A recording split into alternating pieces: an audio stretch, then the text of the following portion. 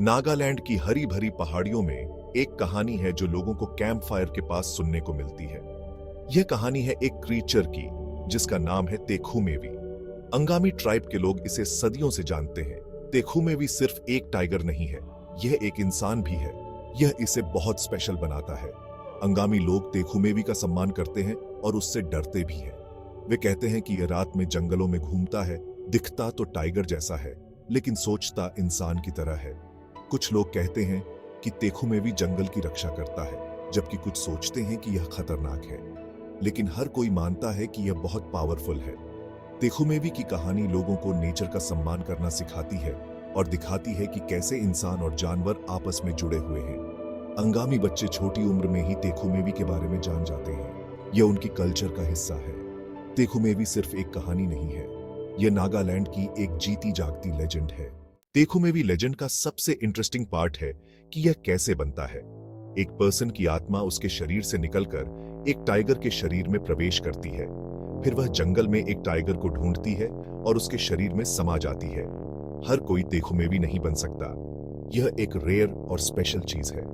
तेखुमेवी Angami culture में एक rare और स्पेशल एंटिटी है। तेखुमेवी होना एक अजीब सी जिंदगी है। यह क्रीचर पर्सन की तरह सोचता है, लेकिन टाइगर के शरीर में रहता है। तेखुमेवी ह्यूमन वेज को समझता है, लेकिन टाइगर के वाइल्ड अर्जेस को भी महसूस करता है। रात में आत्मा फिर से टाइगर बन जाती है, जंगल में घूमती है और सोचती ह्यूमन की तरह है।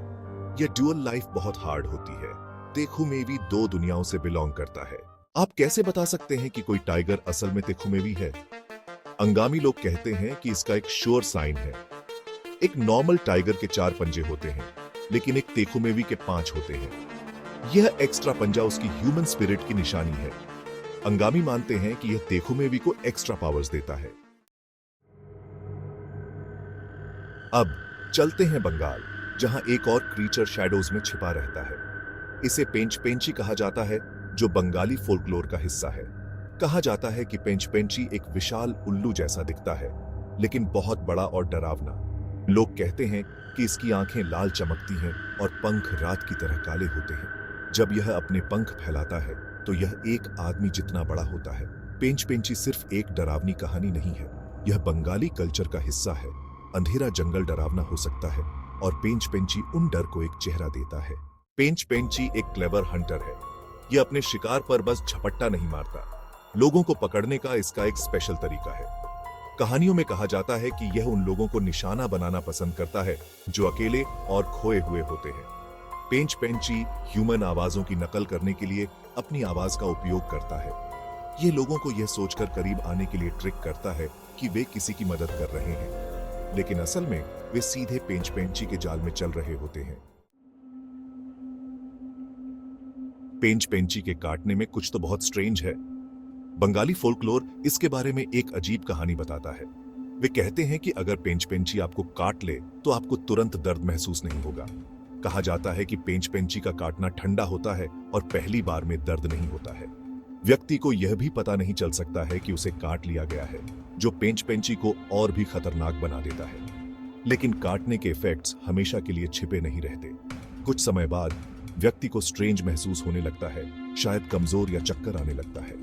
कुछ कहानियों में कहा जाता है कि उनमें बदलाव आने लगते हैं, उनके पंख उगाते हैं या उनकी आंखें पेंच पेंची की तरह लाल चमकने लगती हैं।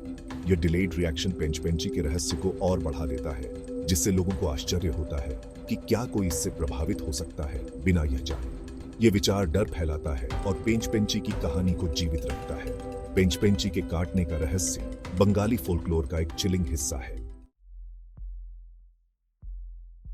तेखुमेवी और पेंच पेंची की ये कहानियां सिर्फ कहानियां नहीं हैं, वे नागालैंड और बंगाल की कल्चर का हिस्सा हैं।